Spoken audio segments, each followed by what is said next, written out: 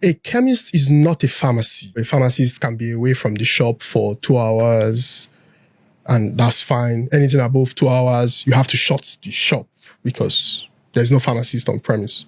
In Nigeria today, the figure NAFDAC says for fake counterfeit medicines, they use, I think they say it's about 15%. Of the total medicine supply? Of the total medicine supply in Nigeria. When I want to make a cut, I make that cut once and final. I don't do it multiple times. What do you mean by cut? So if, for example, you want every distributor to follow the guidelines as laid down, why not just implement once? But then maybe it comes to this issue of people will lose their jobs, vested interests. So they sort of have to dip their toes in a little bit and draw back. Repeat it again, draw back. NAFDAC has been raiding markets for how many years? Many, many years. Even while I was still a child, they were raiding markets. They are still raiding markets in 2025. But we all know what needs to be done. If they say to everyone, these are our guidelines, it has to be followed to the T. And we're not drawing back from it.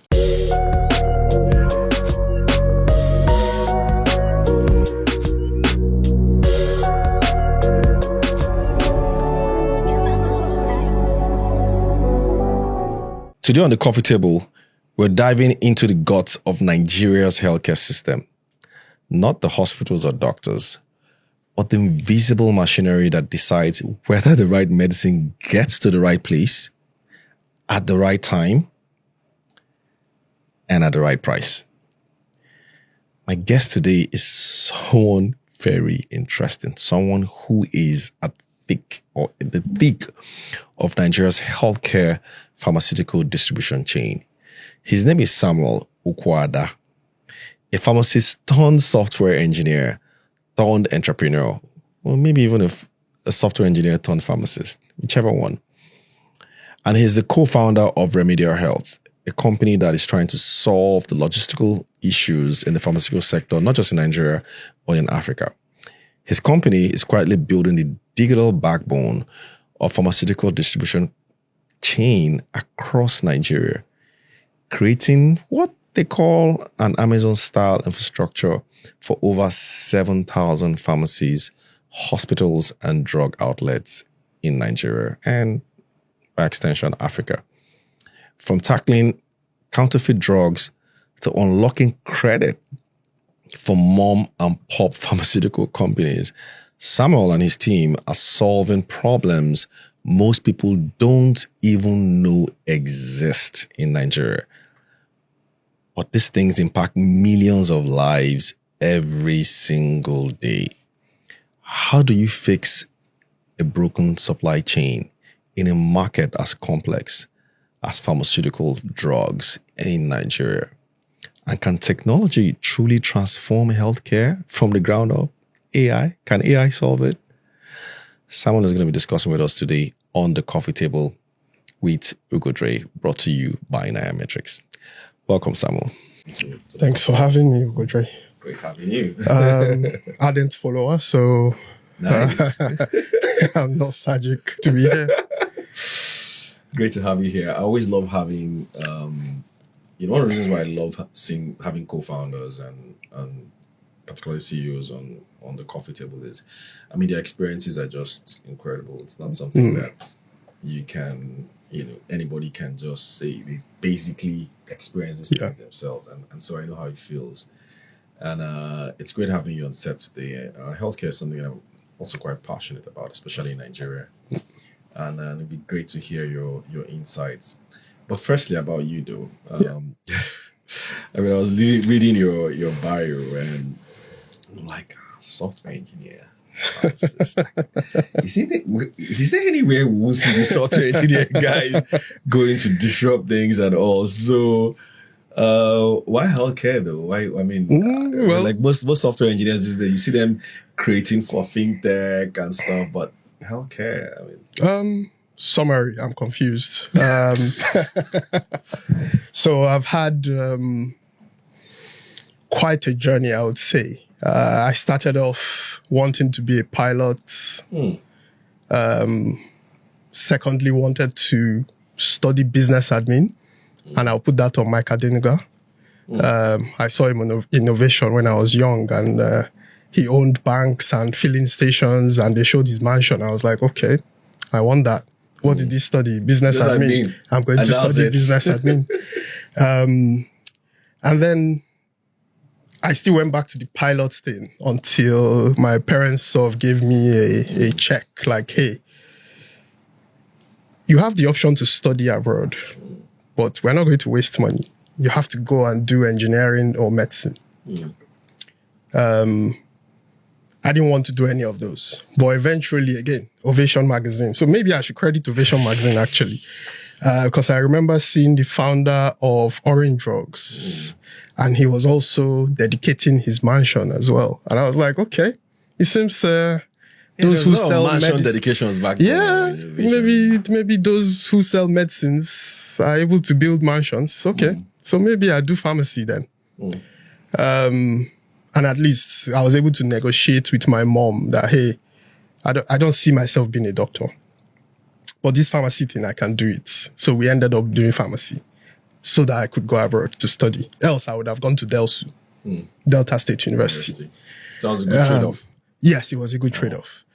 The software engineering part had sort of always been, typical boy. You just destroy your toys and try to rebuild them. Maybe not typical, but I usually destroy my toys and would try to rebuild. And even age 12, 13, I was still sort of playing with sand, right? While my mates would be playing video games, I would be trying to build sand castles. So I've always sort of loved building stuff. Where it changed for me was me sort of going to an internet cafe. You remember those things back in the day? You go to the cyber cafe to browse for 1 hour, 30 minutes. And then you pay, they give you this strip of paper for an hour. And then my parents were strict. They didn't let me go out of the house. So I used to sneak out of the house to go and browse the internet. And then I made a friend there who one day decided to show me, hey, Internet Explorer. He could change, if you remember Internet Explorer, it was this white background when you opened it, and he could change that white to blue. Yeah. My mind was blown. Like, how did you do that? You can tell the computer to do something. And then he did a few other things like placed a picture on the Internet Explorer page, and I was like, okay, you need to show me how you're doing this. So he had learnt HTML whilst working in the cyber cafe. So I picked that up, learned HTML, and then I just ran with it. Picked up JavaScript, picked up PHP. So by the time I was in senior secondary school, I was basically using code to do my assignments. Interesting. So if I go for further maths class, I became very good at school because I would pay extra attention to all of my lessons, because I needed to know how it worked properly to be able to tell the computer how to solve it for me. This is like cheating, man. Once I learned it once, told the computer how to solve it, my assignments were a breeze. Like, you give me assignments that should probably take 2 hours, I'm done in like 5, because all I'm doing is just plugging in values. 5 minutes, yes. Wow. Plug in values, calculate, it gives me, and then at a point I started selling it. I put it on floppy disks. There were no CDs at the time. It was floppy disks. Yeah. I was putting on floppy disks and give it to my friends who had computers at home. Unfortunately, there were not that many, maybe 3 or 4, but at least I was selling something. So that's where the software engineering part came out from. So yes, that's how I ended up with software engineer who is also a pharmacist. Although pharmacy school was a haze for me. Like, so was you just most times I was just like, what am I doing here? Like, I know parents and lecturer will be talking. I'm like, oh God, careers with kids. What am I doing in this place? I should be home just coding. Yeah. And then I also spun off a few tech businesses as a result of that learning. And then, so healthcare coming back to remedial health, I would say is sort of I would say end goal, but it's a merger of what I love, which is software engineering, and what I trained in, which is pharmacy. So that's remedial today. So that's why I'm in healthcare. All right, great. So, I mean, as co-founders and founder as well, sometimes we go into industries with some kind of perception of what we think we can do better in those industries and how we can just change it. Getting into pharmacy as co-founder of Remedial Health, what was it that you would say you got wrong, like had to unlearn pretty fast, and like, geez, man, no, this is a lot. So first, I would say I returned to Nigeria 2015 after university. I had worked for a year in the UK, right? I hated it. I hated working. I was like, this is not for me. I need to, I like building stuff. That entrepreneurial part is what I need to do. So coming back to Nigeria, in fact, I pushed to come back to Nigeria. Then people would say, are you crazy? Like, you're already abroad. Why are you coming back? Why are you coming back? Stay there. People are staying there. Someone's prayer point. My parents tried to convince me, did everything possible. I said, nope, Nigeria is where it is at. Nigeria is where I make my money. I'm coming back to Nigeria. If you think back to 2015, this was probably the beginning of the Buhari era. Yeah. Oh God, it was bad. All the money I had saved up whilst doing pursuing my entrepreneurial stuff in school, I came back with it to invest in the pharmaceutical industry. And the first business I wanted to do actually is this business, Kensington. It's importer of medicines. So we have products registered with NAFDAC, manufactured in India, imported into the country to sell. Okay. As you can imagine, it needs a lot of cash. Now, my first experience or my first welcome back to Nigeria was with CAC. Things were not automated yet. It took 4 months to register a company. I went to bed. Yes, I went to bed crying multiple times. And you were in your 20s then? I was, maybe 23. Wow, so it must have been maybe 23. And then the second worst experience was then dealing with NAFDAC. Oh God, it was bad. So I came back with that mindset of Nigeria works like the UK. All I need to do is just, hey, I want to register a company. I should be able to just pull up a website, type the name, get my company registered. I want to do NAFDAC. I should be able to just get the list of everything NAFDAC needs, give it to them, and then I'm done. And then Nigeria taught me a hard lesson. Because that business, even though I started pursuing it in February 2016, I couldn't start that business until about June 2018. Wow. So for 2 years, I had invested everything I had worked for into this company. I couldn't start. It was, your application is on one person's table to another person's table. So it was like a brutal lesson for me in, I would say, welcome to the jungle. If you're going to succeed, maybe you should learn how it operates and flow with it rather than trying to amend things that are not in your position to amend. So when I started flowing with it, it became a lot easier. So, I mean, if you were to go back now, right? Yeah. This was like 10 years ago, 11 years ago. And you say, you know what sort of hand-holding would you have needed at that time? Like maybe, people always say, if someone had told me. So what sort of hand-holding would you have needed at that time that probably maybe doesn't even exist right now?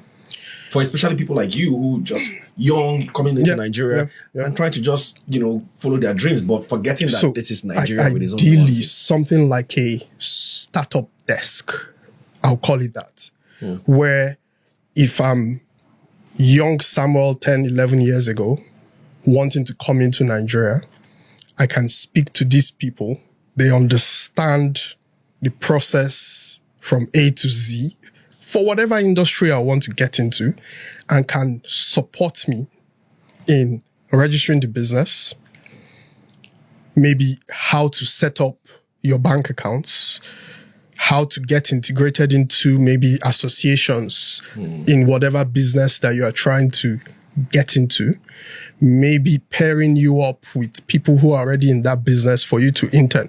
I'll give you a quick example. I had to do that myself.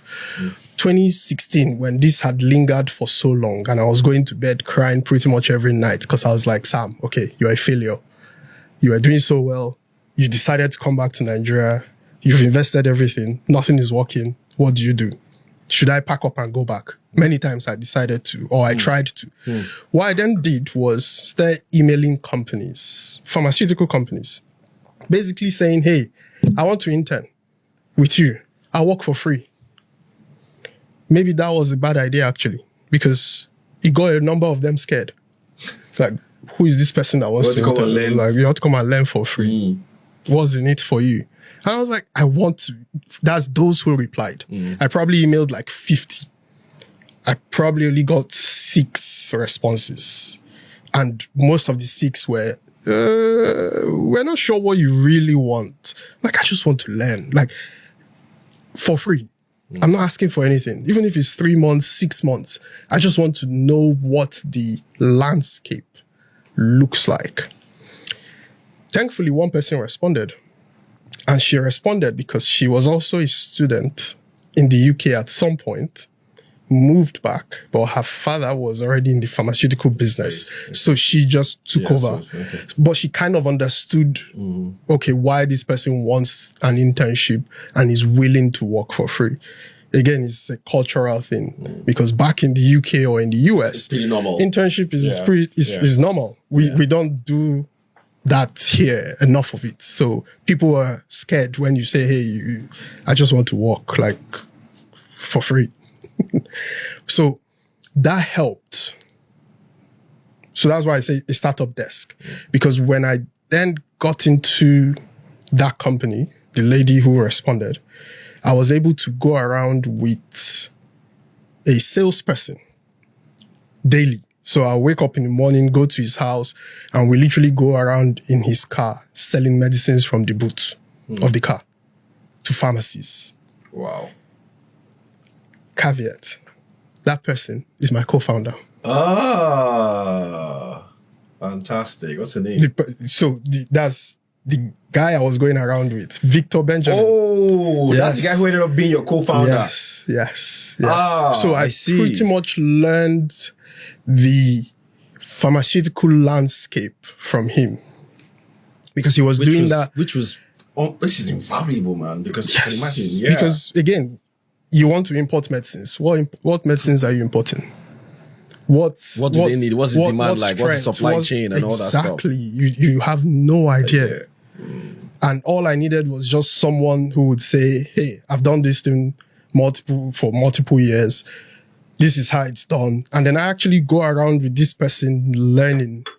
And then I'm like, okay, now I understand what the market looks like today. I can see where the problems are. COVID then even sort of amplified those problems. And I was like, you know what? It's there for the taking. Like, let's solve this thing. And that was where Remedial Health now came up. All right. I mean, good that we're going right into the industry now, because I mean, it's also one industry that I've tracked. I have one like that we often banter, healthcare industry and markets with. I mean, I can't even call his name Dr. Chidokoro. Quite a veteran in this space. One thing that I've always talked about is how complex the supply chain is. Yes. For pharmacies, you have different middlemen. You said it already. I've carried drugs. Different middlemen. Pricing is inconsistent. What you can buy here at this price, you can see here at another price. A lot of counterfeits, fragmented distribution in general. So from that experience that you had, Yeah. And even to now, which of these, whole contraptions are shocking to you and you're like, so this is what we've been trying to fix? Okay. So I usually say what we have here, you would like to say is supply chain. It doesn't really look like a chain. A chain assumes that it's connected. It's not. It's a bit of anyhowness, which is... No fragmentation. Unfortunately, usually I tell people, Nigeria, anyhowness. Things just happen. Just go with the flow if you don't want headache. What you have today is, one, people who import medicines who are not supposed to import medicines. No, I don't understand that. Okay. I'll give you a UK context first. Okay. So in the UK, you have these pharmaceutical companies. They either make medicines or they import them into the country. Yeah. They then hand them over to a distributor. That distributor distributes to multiple retailers. That's the pharmacies or the hospitals. It's straightforward. 3 people in the chain. Yeah. In Nigeria, what you have is manufacturer here, importer here. Some you have manufacturer and importer is one person. This person has his own sales team that sells direct to retail, but also sells to distributors and has over 100 across the country. Those 100 distributors still sell to another maybe 1,000 distributors under them. Those 1,000 distributors will still sell to maybe another 3,000 under them before it also gets to that same retail. Yeah? So what you then find is prices from manufacturer through their own sales team to retail, you would assume should be lower than this other one that's going through multiple middlemen. But obviously, if people can sell high, why will I be crazy and sell low? They will also sell high. So you then have the sales team making a killing because this one is selling for 1,000 naira. We can actually sell for 500 or 600, but I'll just match them anyway. And whatever profit is there, I get to keep it. The company doesn't even benefit from that. I, as the salesperson, keeps it. Right? You then have people who are untrained in pharmaceuticals, importing medicines, manufacturing medicines. Obviously, no one needs to tell you what will happen when things like that are allowed. So people who are selling medicines like it is paper or wood, or just some random, it's a commodity, basically. But medicines are unique in their own way. One, they are susceptible to temperature. They're susceptible to humidity. So if you take medicine, for example, I throw it down from a truck to the floor, chances are it would lose, even if it's 1% of the ingredient, just by me throwing it down. Really? Yes. Because if you think about it, a tablet is basically powder with all of the other APIs mixed together and then bonded together with starch. Right? If you pick it up, if I keep throwing the medicine on this table, you would see powder left over as powder residue. is part of what makes that medicine potent. Exactly. Right? But if you go, an example, go into Idumota Market today, see them offload a truck, what you would see is basically cartons of medicines being thrown from the truck to the floor. People pick that medicines, put it in their stores. Their stores are probably the size of this studio. No ACs in Idumota Market, just locked up. And then when people want to buy, they open up, bring out a carton, bring out 2 cartons.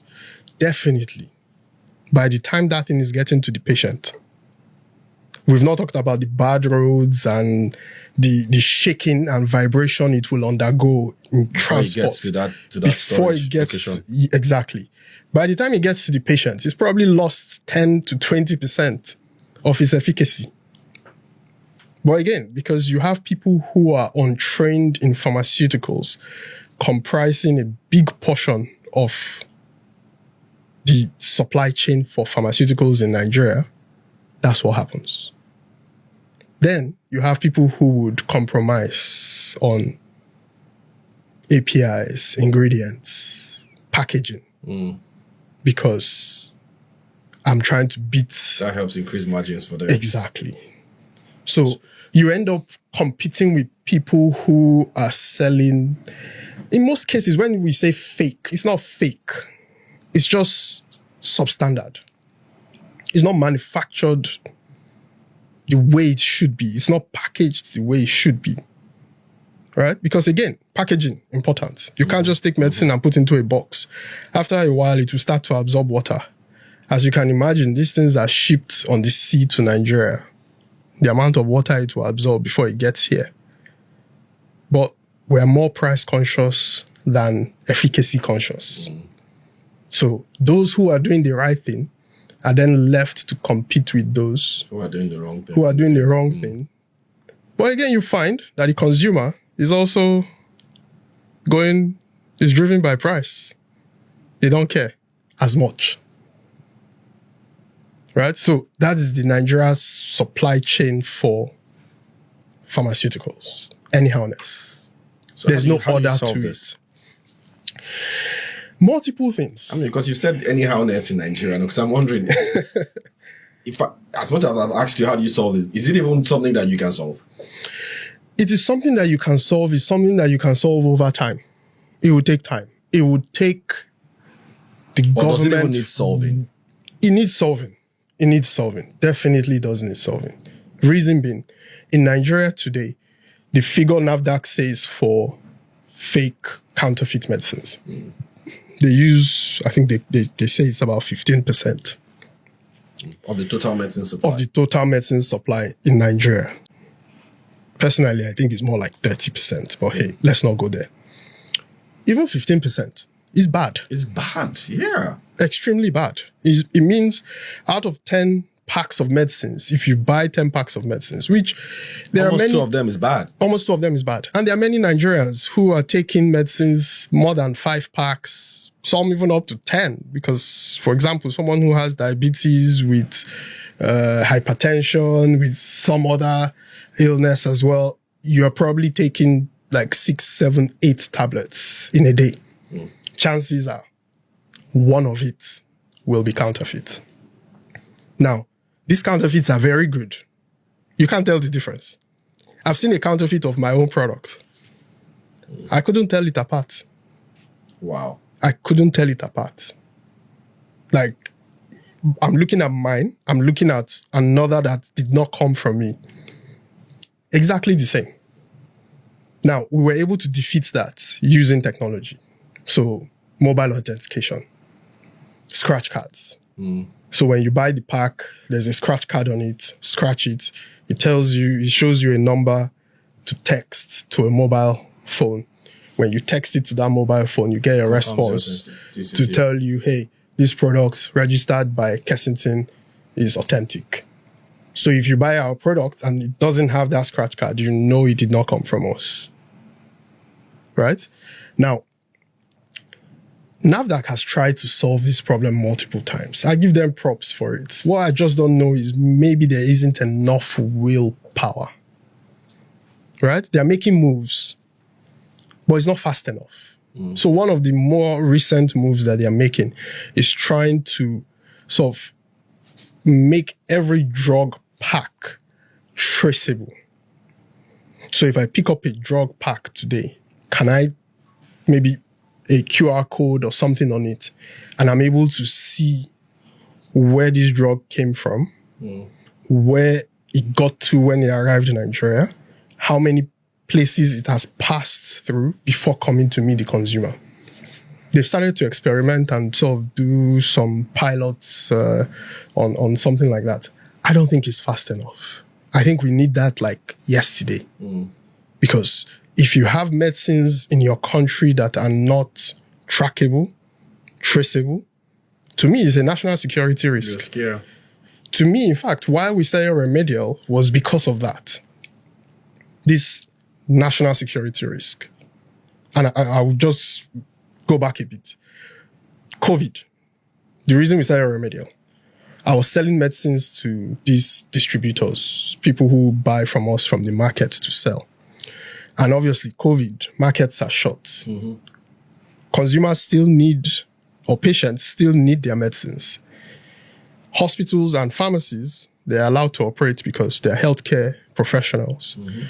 It was a catch-22 situation that we found ourselves in within about 2-3 days of the lockdown. Patient is looking for medicine. Pharmacy is open. So yes, you go to your pharmacy. Pharmacy is empty because pharmacy cannot get medicine. And they can't get the medicine because they get the medicine from the market. And the market is shut. And the market is shut because of COVID. So what do you do?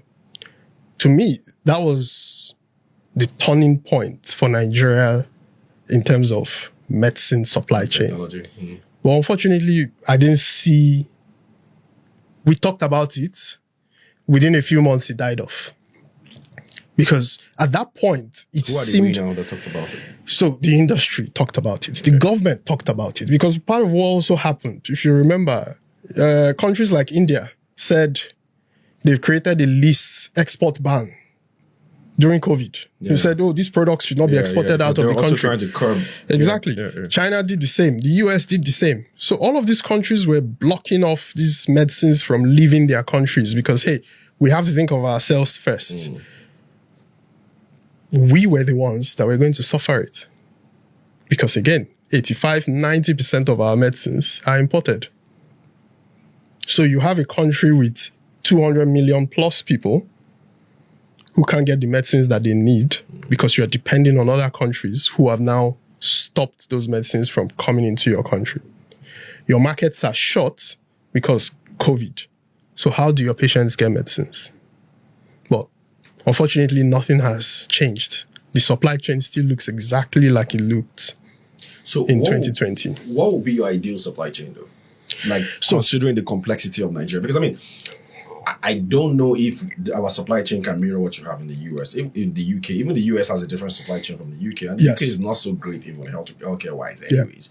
So, but from your experience working with, I mean, 500 plus manufacturers from the background research that I did, so you've been able to basically paint a picture of what the distribution chain looks like now. What sort of distribution chain works for Nigeria when it comes to, pharmaceutical products? So what we are trying to do is in some way replicate what the UK looks like, because that's ideally what medicine supply chain should look like. Most countries, it looks the same. Not exactly, but manufacturer, importer, distributor, retailer, and that's it. So your point is, so if you're a manufacturer and importer, you shouldn't be a distributor. Are you saying we should have like Chinese walls? You can be a distributor, but ideally you should have Chinese walls because each of these businesses have their required regulations separate from each other. If today you go to NAFDAC that, hey, I want to start importing medicines, the requirements are very different from if you want to manufacture. Very different. So, except again, you can have multiple companies. So one group with two companies, one is doing manufacturing and focusing on that. Another is doing distribution and focusing on that. But today, where we have multiple people who are untrained, in most cases, businessmen, as distributors of medicines, that's what needs to change.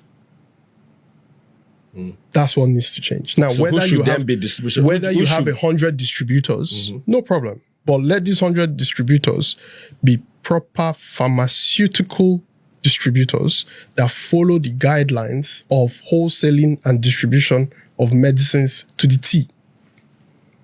So Today, you will hear, oh, NAFDAC has gone to shut down the Bridgehead Market in Onitsha. Why are they doing that? In most cases, it's because regulations are not being followed. And quite frankly, I think, again, the willpower is there. Because I know if you leave it to NAFDAC, they want all drug markets gone. Zero drug markets. But for some reason, they start or they do some action and then pull back. I mean, so for some reason, I mean, I want to think a lot of those reasons are vested interest. And, yes. And this is real, right? So because you might end up pushing a lot of people out of business and jobs get destroyed as well. Yes. And so government always tries to balance these things out. So what then is the middle ground here? Is it for, because I know that, for example, chemists, as we call them. Yeah. If you wanted to own a chemist at some point, even if you're not a chemist or you're not a pharmacist, if you have someone with a pharmaceutical license, you can have one. So doesn't that solve this distribution problem that you're talking about? Because your point is that if you want to be a distributor, then you should have some kind of pharmaceutical background. Yes. And to correct that a bit, as a chemist, you don't even need to have that license. They have a separate license now. But that's another story. There are some shenanigans going on there as well. One of the right things that NAFDAC is doing, and again, maybe because I'm not in government, I'm thinking as a businessman. When I want to make a cut, I make that cut once and final. I don't do it multiple times. What do you mean by cut? So if, for example, you want every distributor to follow the guidelines as laid down, why not just implement once? But then maybe it comes to this issue of people will lose their jobs, vested interests. So they sort of have to dip their toes in a little bit and draw back. Repeat it again, draw back. NAFDAC has been raiding markets for how many years? Many, many years. Even while I was still a child, they were raiding markets. They are still raiding markets in 2025. But we all know what needs to be done. If they say to everyone, these are our guidelines, it has to be followed to the T. And we're not drawing back from it. Yes, some people will go out of business. A few of them will start to do the right things. Yeah?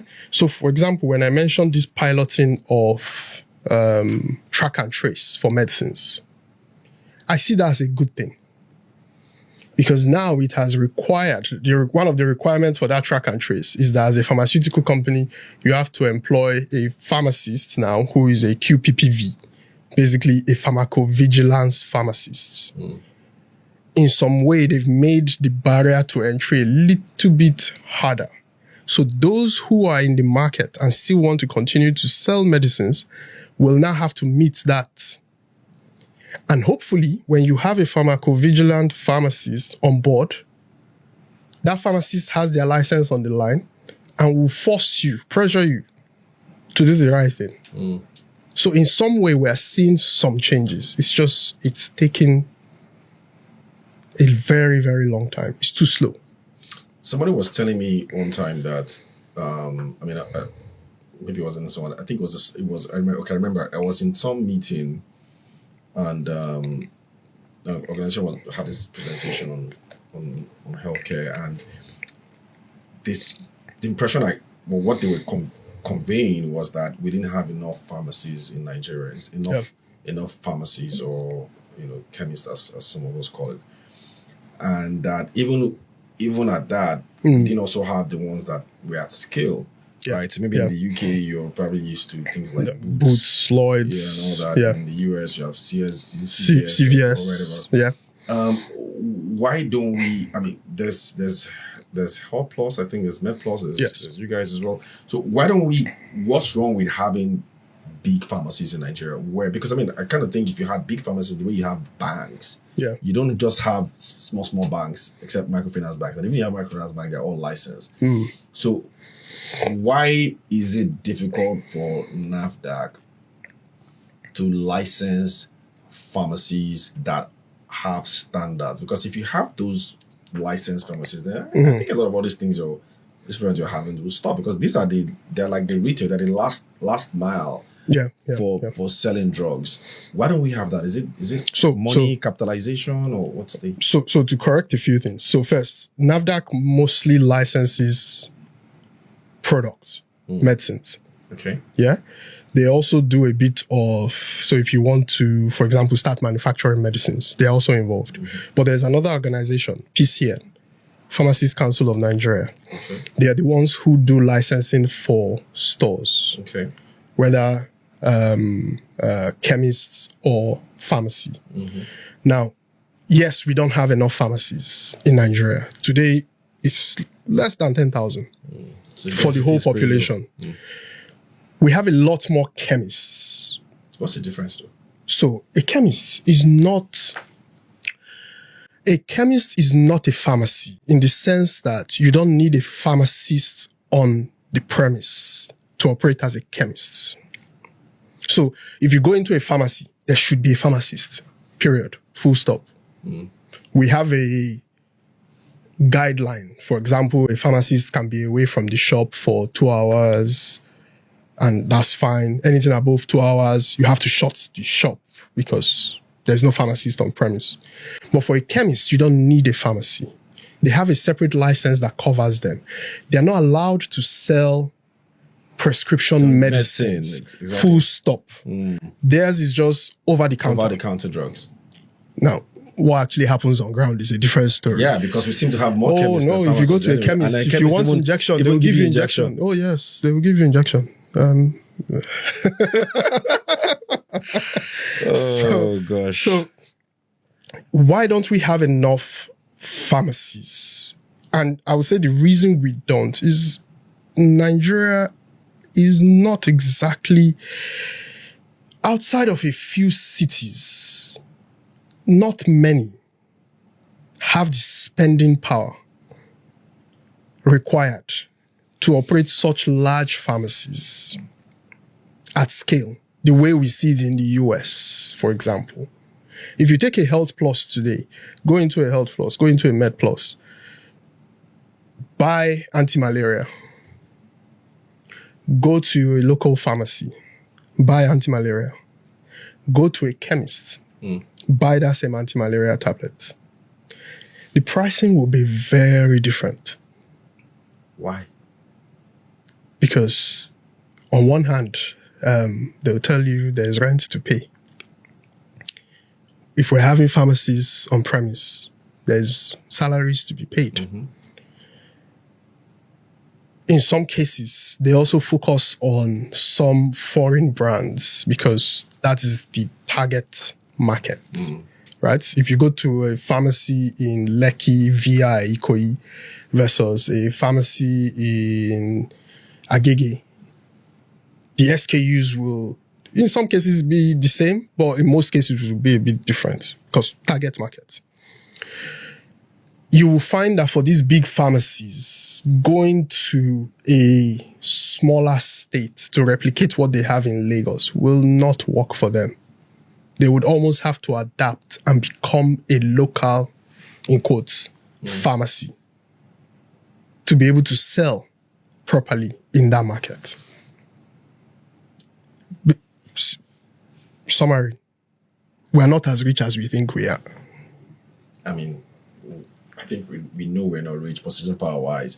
So, but then, I would always think that scale in a way helps reduce price, right? So the more maybe Help Plus or Med Plus, the more of them we have, right? Or is it Pure Pharmacy or whatever, the more of them we'll have around, then the cheaper these medicines should get. They're able to price their product. Because somebody else will tell you that at the end of the day, look, Samuel, it's something. It's usually how many. It's usually how much. At the end, you always measured by the cost of a product. So if you say it's about maybe paying rent or paying salaries, if it's the cost of the product, then Samuel, no, what's the point? Then we might as well have chemists. I mean, isn't that argument valid? So if these so-called big guys cannot sell medicine at an affordable price, in quotes, affordable, what's the point then? So there's something you're not doing right. So I wouldn't blame it on these big guys. So we're not in the retail sector. We're in the distribution sector. There is a lot that goes into the pricing of medicines. First problem, 85 to 90% of the medicines we consume in Nigeria are imported. Meaning today, if the dollar says it is 1.4, the dollar has been stable for a bit now. There was a point where it was 1.18. Yeah. Right? Whatever prices haven't come down. They haven't come down because other prices have gone up. Fuel prices have gone up 5x or 4x. Right? We as a business, we're having to even adapt our business a bit to because it's a new reality in Nigeria. What we started with in 2022 when we launched is not what the market is saying today in 2025. If it would cost us 1,000 naira to distribute medicine to a pharmacy in 2022, today it's costing us about 5,000, 6,000 naira. The cost of the vehicles that we're using has gone up. The cost of maintaining those vehicles has gone up. Nigerian roads have not gotten any better. They are getting worse by the day. Right? People's salaries have gone up. In fact, we've probably done, since 2023, we've probably done about 4 or 5 salary increases. Where is then, as a business, because at the end of the day, we're a business. You gotta make profit. We have to make profit. Where do we make this profit from? It has to reflect in the price of the medicines that are being sold. Right? So we are doing our own bit by ensuring that rather than this fragmented supply chain where you have product comes into the country and then you're having 3, 4, layers 5 of middlemen who have to make money. They're not charity. They're doing it to make a profit. Right?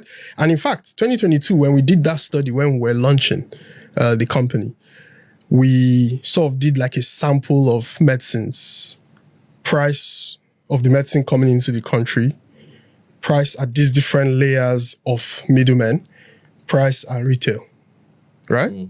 On average, prices were going up about 45, 60% by the time it got to retail. So if at a manufacturing level, the cost of drugs is 1,000 naira, yeah, by the time it's getting to the final consumer, like 1,415. It's probably like 1,516. You can't blame anyone because all the different people have to make money. Someone is adding 50 naira, someone is adding 100, someone is adding 200. Retail will also add to make a profit. So you are looking at a situation where medicines come into the country and is almost doubling in price. In fact, we have many medicines today that have tripled in price before it gets to the final consumer. There are many things that cost that to tripled in happen. price within that layer. Within that layer. Because again, there are different kinds of medicines. For example, you want to buy cancer medicine.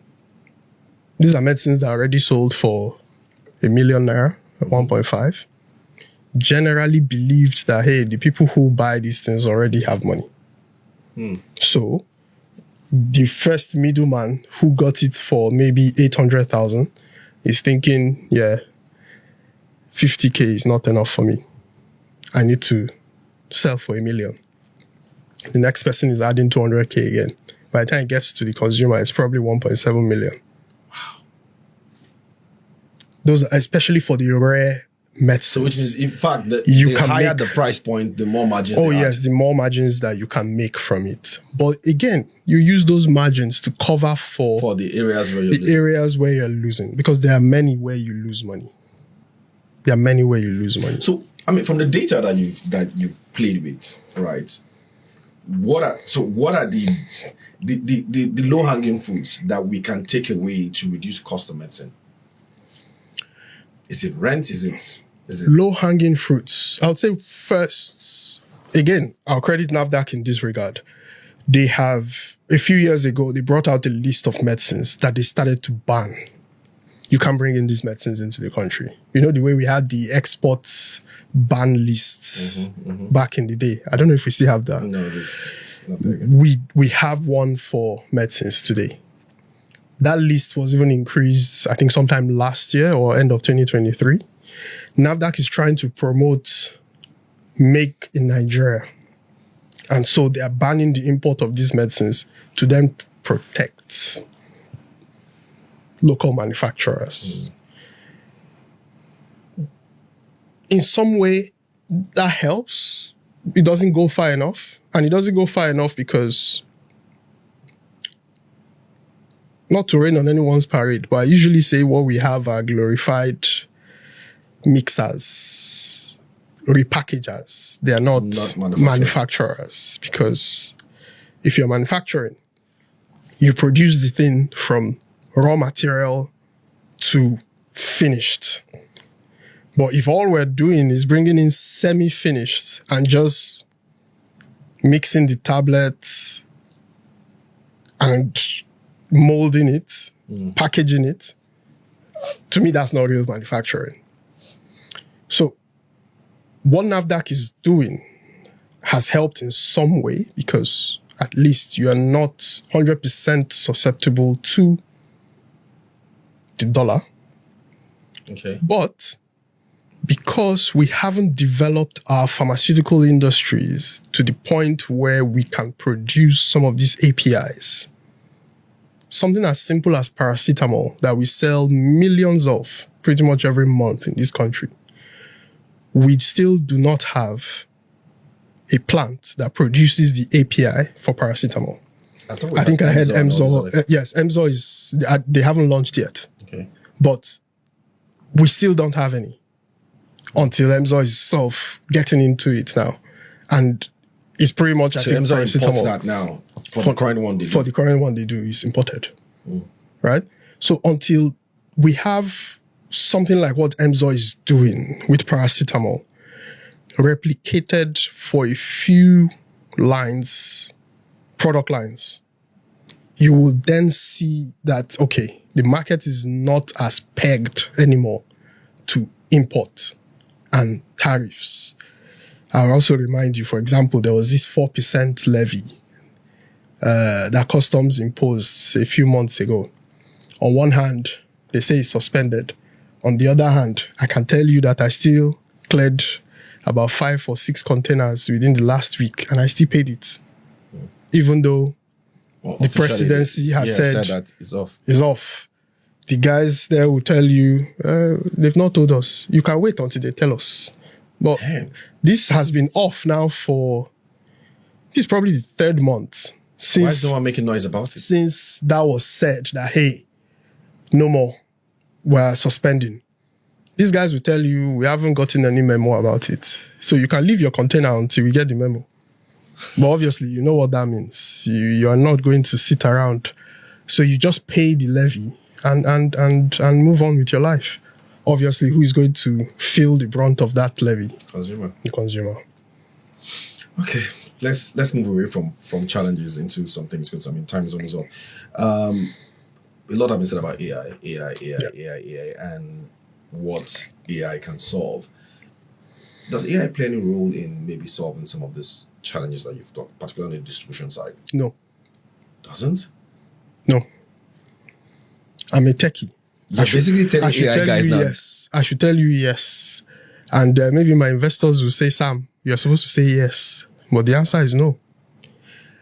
And I say no because even though I'm a techie, and I know that, yes, tech helps to solve a number of issues, the fact of the matter is, if you have not solved fundamental issues, leave your AI to one side first. Let's solve the fundamental issues. I'll give you a quick example. Today we run Remedial Health. Distribution in Lagos, Kano, Asaba. I almost feel like the president of a country. Because I'm supposed to be selling medicines. But I find myself thinking about power, thinking about water, thinking about how my trucks don't fall on the road, solving issues when they fall on the road. They fall almost every week because our roads are bad. Yeah. Thinking about law enforcement, as you can imagine. When you have over 100 vehicles on the road at any point in time, law enforcement becomes your friend. Like, you are paddies, you call them speed dial. So that has become my day job. Managing all these things that I shouldn't be involved in. Shouldn't. Today, if you come to Remedial Health Lagos, just come with your car. There's nothing you want done to your car that we cannot do. As in, like, basically fix your car, tire everything. You want body spray, you want to panel beat it, you want to change engine, bring it to Remedial. We'll change engine for you. Should I be doing that? I shouldn't. I really shouldn't.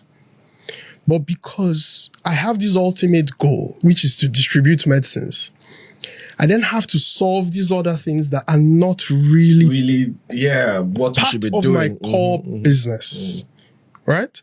So I end up also hiring people to do these things who are not part of my core business. So today, Remedial, easily 10% of the people working at Remedial are not doing anything really involved in the distribution of medicine. They are just there to enable the distribution of medicine.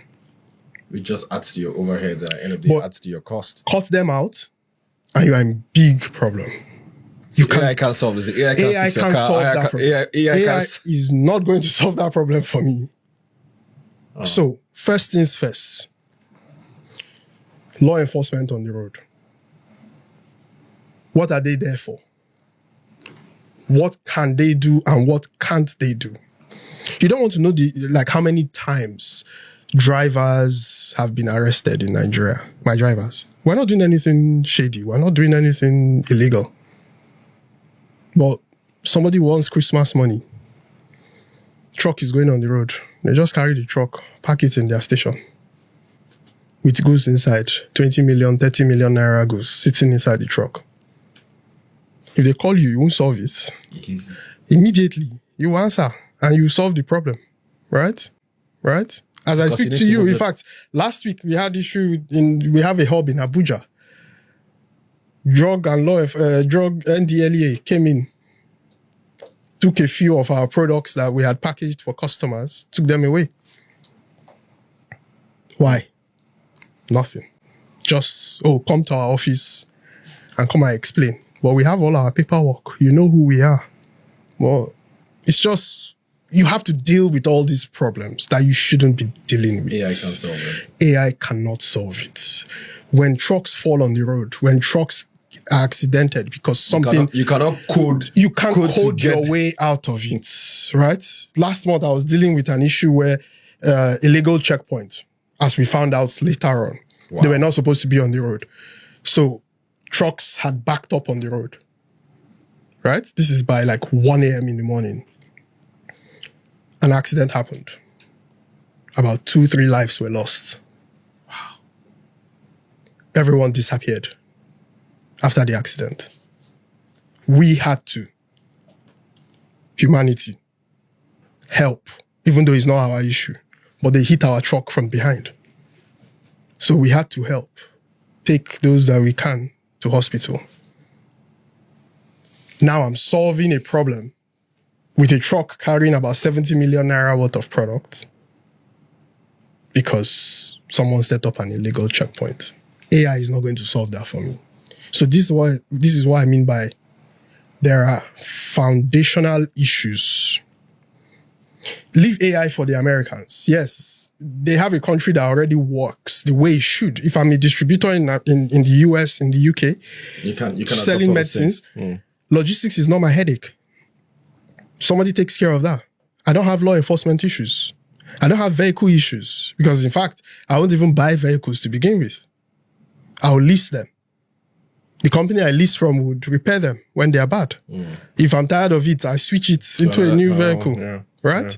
But here, basically, you have to do everything. You have to do everything. Answer is no. Unfortunately. Resoundingly no. I mean, and I couldn't, I mean, I agree with you 1000%, listening to you and, I mean, absorbing the challenges. And it resonates with me pretty well. I'm sure it resonates with a lot of people watching as well. One other challenge as well is in credit. Yeah. And I'm wondering, what sort of role does that play in this sector, even if it means ensuring that retailers have the liquidity to get you guys, to continue to distribute and turn over faster. Yeah. So that is also a challenge. So have you at some point seen yourself turning into some kind of creditor? We do you work with banks? We provide credit. Today we provide credit. Yourselves? Yes, we provide credit ourselves. We have an internal department for credit. So how do you determine who you're giving money to? How much do you give them? Chasing up that money, building a collection. Why don't you just allow microfinance banks and to do recovery? That? Because once you begin to add these third parties, I would love to. Mm-hmm. It then begins to add barriers to entry. In the first place, why don't these businesses have credit? Even us as Remedial Health, when we started, no bank would talk to us. No bank would give us credit. Even when we were already generating what I termed significant revenue, no bank would touch us. But they wanted your account. They wanted the account. Okay, give us credit. Tell us. What they were then offering was this currency swap that was a thing back in the day. In fact, it's still a thing today. Where, hey, you have $1 million. Give me $1 million. I give you the equivalent of $1 million in Naira. As loan. As loan. Basically, it helps you hedge. At least during the crazy times, it helped us hedge. Now, not so much. It's not really a loan because if I need basically you keep lending your money back to you. Exactly. Now, for other regular businesses, you have to bring collateral. If you want any significant money from these banks, whether microfinance or proper commercial banks, right? In most cases, these people don't have this collateral. I didn't have this collateral. Till today, I don't even have collateral. I don't have a house. There's nothing for me to give you. So does it mean that I'm not credit worthy? Exactly. In the UK, I literally signed up for a credit card day one. I was given £15,000 credit day one. Obviously, I had good credits, like a good credit score. But day one, I got £15,000 credits that I could use. Is there any Nigerian financial institution that would do that for me? But obviously, now where Remedial is much bigger, much larger, we're turning over a few billions of Naira, now they want to give us credit. But when we really needed it, they were not there. So we're solving that problem for our customers who are still, I would term, small, in the sense that they're probably turning over 10, 20, 50 million, 100 million a year, maybe even 500 million a year. What credit helps them to do is to sell faster. Yeah? If you go into a typical pharmacy, just look around. You probably see over 1,000 SKUs on the shelf. It's not cheap. It's not easy to start a pharmacy that is well stocked, right? So if you're going to put your money into that and you need to have all of that cash, it will be several millions of Naira. Where do you get that money from? So what we're helping them to do is to say, hey, you want $1 million Naira worth of product. You've bought from us over a period of time, and we can see that, we can see your payment pattern. We can see how well your business is doing. Okay, we can extend you $1 million Naira worth of credit. Buy whatever you need. Obviously, we don't give them as cash because we're not a bank. Okay. It's basically buy products on credit. On credit. Okay. And then pay us over time. What we've seen is, one, a lot of our customers have been able to grow much faster getting credit from us. We've also, in fact, that is like a metric that I track and I count. We've had today close to 30 shops, new shops, that have been opened as a result of Remedial. So that is someone who has been successful with one store, then saying, hey, okay, I've done so well. I want to open another store. And they can open that store because Remedial will say, okay, get the location, set it up, we'll stock you. But obviously, because we can see that this person has performed well and is performing well with the first one, we support them on the second, support them even on the third.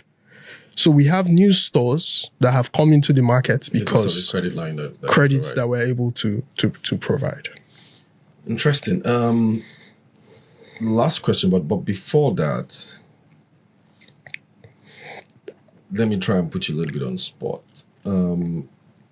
So, by virtue of what you do, you would have seen a lot of data and all that. Just curious to know, what do Nigerians spend money on the most healthcare wise? Is it pain relievers? Is it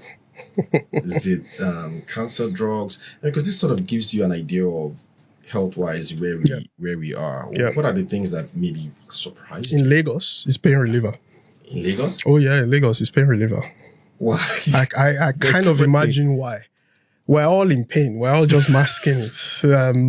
Whether it's us waking up at 4 a.m. in the morning to get down to work, sleeping for 4 or 5 hours in a day.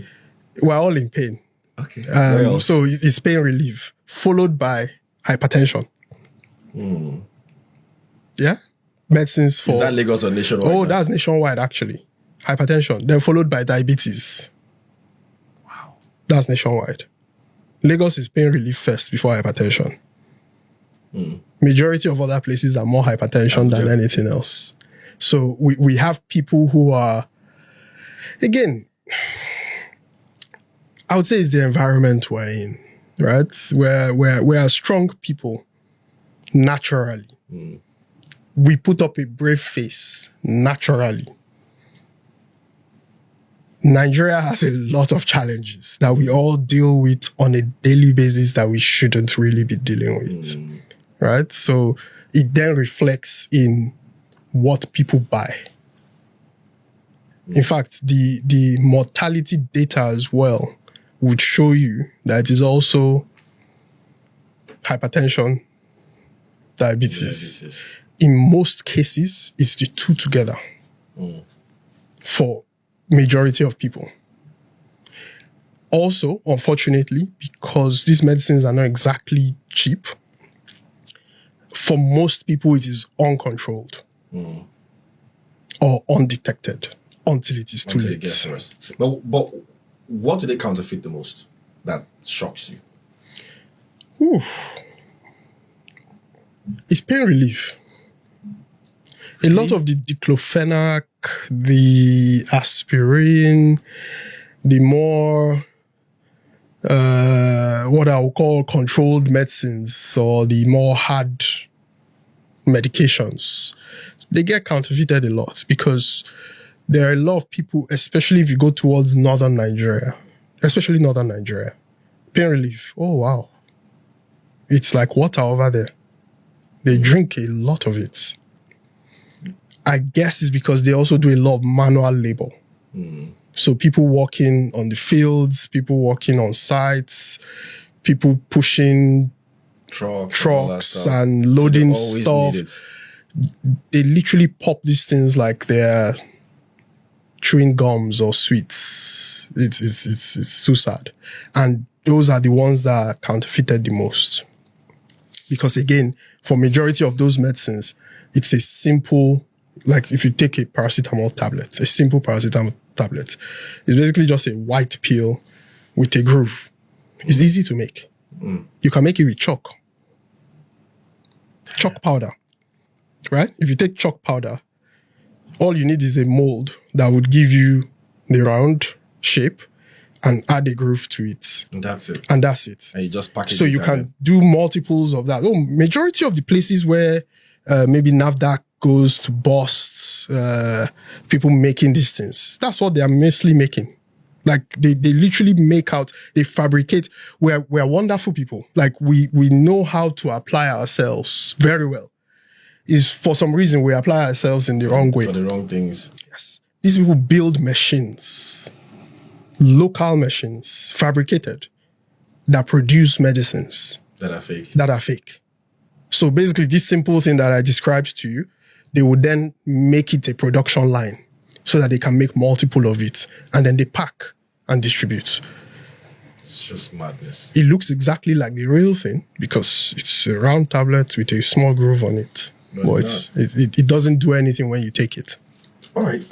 So my last question here. So there's been a lot that has happened in the healthcare sector so far in Nigeria over the last decade or so.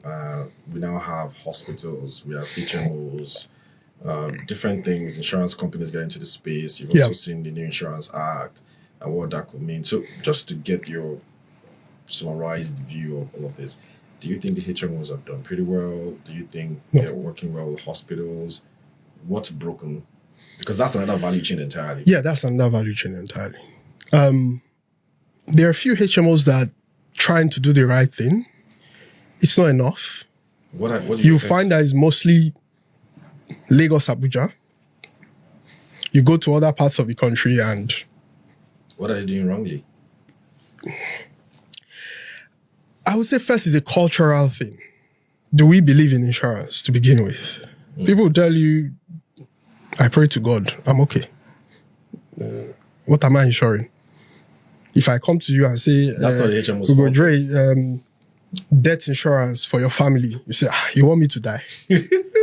But that's not insurance fault. If I insure it, am I not then saying you're basically just I'm dying admitting tomorrow? what you're praying against? Exactly. I'm signing that yes, I will die. So we tend to keep it away from But some laws now have enforced some of these things, whether you like it or not. Yes, but again, for who? Majority of the population are not suit and tie in the office working for a corporate organization. Majority are market men, market women, people doing manual labor. What insurance do they have? The HMOs will tell you it's not very profitable to serve them. Because they fall sick a lot anyways. They fall sick a lot anyway. The price that we want to charge them, they'll tell you, hey, I'm not paying that. What if I don't need it? So I just dash you 50,000. If I don't need it, my 50,000 is gone. So it's a cultural thing first. So I wouldn't blame the HMOs. We as Nigerians, we traditionally don't like insurance to begin with. So there needs to be a lot of advocacy. For a lot of them as well, I don't think HMOs, the way we have them, will serve, and they would have to use some sort of government insurance. So maybe it's also on the part of the government to also do a lot more advocacy in that regard. Well, Lagos State has this Ilera and all that stuff. Yes, and they're doing well, but that's Lagos. 1 out of 36 plus 1. All right, Simon, finally, I know I said finally, but this is final. I'm looking at remedial health and I'm saying you want to change how healthcare works in Africa. Yes. What does success look like for you in the next 5 years? For you as a CEO, founder, businessman, what would you say this is success? Okay, so success for me is one, what portion of the market share can we get? Because the more remedial expands, the less of that fragmentation that you have. So if we're 5% of the market today, it means we've taken away 5% of the fragmentation.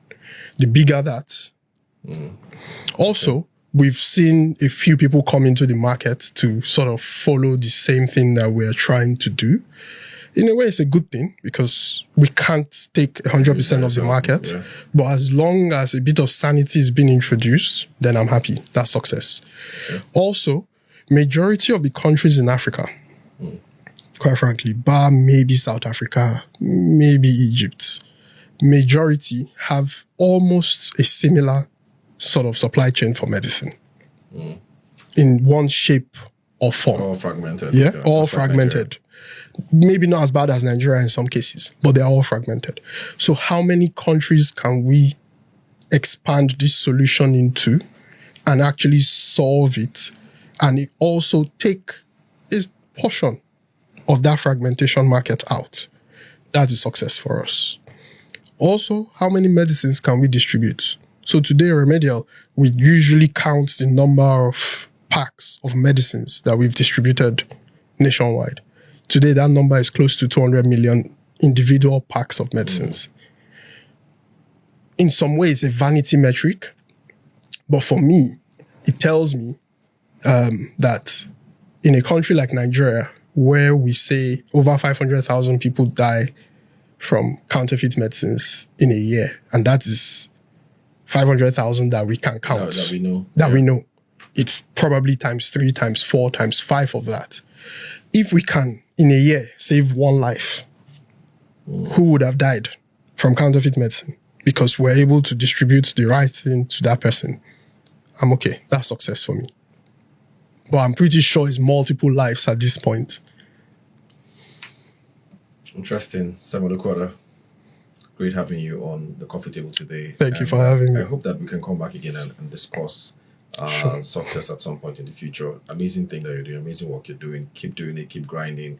We know how difficult it is in this country. I really, really appreciate guys like you who are, as much as you're a techie, but you're really doing the grind, and that is, the sort of work that we need for a Nigeria that succeeds for all of us. Thank you so much for being on the coffee table. Thank you very much for having me. All right, this has been the coffee table brought to you by Nairametrics. I hope you've found this discussion very interesting. Of course, you can follow him on his social media handle right here on the screen. Of course, follow Remedial Health as well. They're doing amazing things, and then Nairametrics will continue to support Nigerian businesses that are trying to change this country one day at a time.